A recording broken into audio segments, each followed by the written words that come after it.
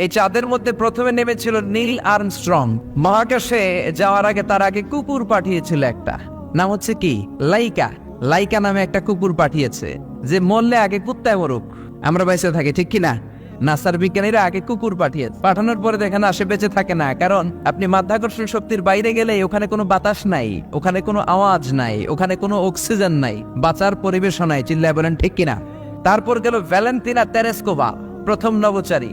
এদের সাহসের এই ধারাবাহিকতায় 1969-এ অ্যাপোলো 11 নামে একটা স্পেস শাটল দিয়ে নাসার সেই স্টেশন থেকে নীল আর্মস্ট্রং, এডউইন অলড্রিন আর মাইকেল কলিন্স তিন বন্ধু মিলে একটা স্পেস শাটল দিয়ে চলে গেল চাঁদে।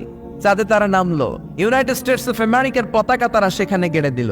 নীল আর্মস্ট্রং খেয়াল করে দেখে চাঁদের এই মাথা থেকে ওই মাথার মাঝখানটাতে ফাটিয়েছে কে?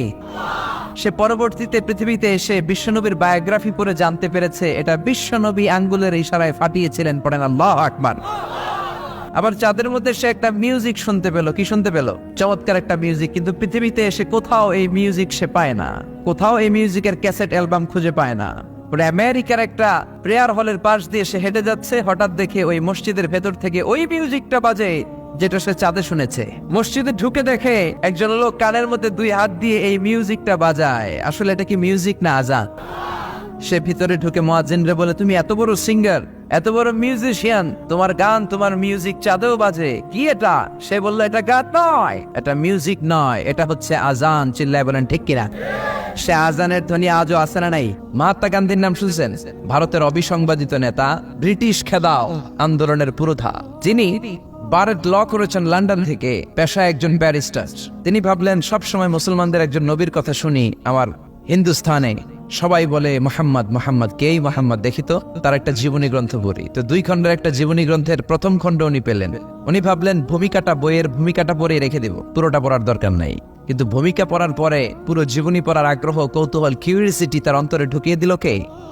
পড়তে শুরু করলো বিশ্বনবীর শৈশবকাল, কৈশোরকাল, যৌবনকাল, তার বিবাহ, তার সমাজনীতি, তার রাষ্ট্রনীতি, তার আন্তর্জাতিক নীতি, তার মাক্কি জীবন, তার মাদানী জীবন। পড়তে পড়তে প্রথম খণ্ড শেষ। এখন দ্বিতীয় খণ্ড পড়ার দরকার আছে না নাই? দ্বিতীয় খণ্ড তো তার কাছে নাই। তিনি একবার ইন্ডিয়ার পুরাতন লাইব্রেরিগুলোকে তন্ন করে খুঁজে দ্বিতীয় খণ্ড জোগাড় করলেন, সেটাও পড়লেন। পরে তিনি অবাক, তিনি কমেন্ট করলেন, I have scanned lot of biographies in my life, but the biography of last messenger Muhammad was an unique, unparalleled and fantastic biography I've ever read. চিল্লায় বলেন আল্লাহু আকবার। আমি ভারতের নেতা মহাত্মা গান্ধী অনেকের জীবনী পড়লাম, কিন্তু মুসলমানদের নবী মুহাম্মদের জীবনীর মতো কোনো জীবনী পাই নাই। এই জীবনীটা, এটা একটা ইউনিক, আনপ্যারালাল, ফ্যান্টাস্টিক জীবনী, যে জীবনীর সাথে কারো জীবনীর কোনো মিল নাই। পড়েন সুবহানাল্লাহ। এটা কোনো মুসলমানের কথা না হিন্দুর কথা? এটা হিন্দুর কথা।